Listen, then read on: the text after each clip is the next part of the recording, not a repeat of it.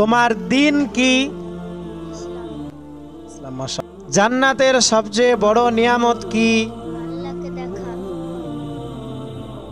আল কোরআনে সবথেকে কোন নবীর ঘটনা সবথেকে বড় এসেছে?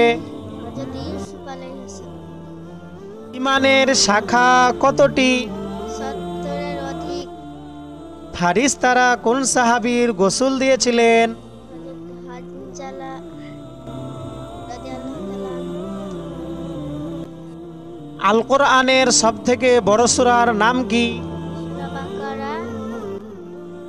আল কোরআনের সবথেকে ছোট সূরার নাম কি? সূরা কাউসার।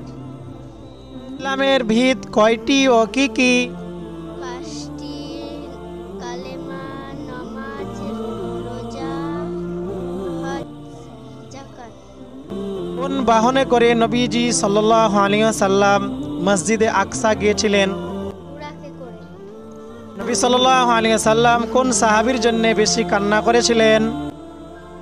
হযরত হামজা রাদিয়াল্লাহু তাআলা আনহু।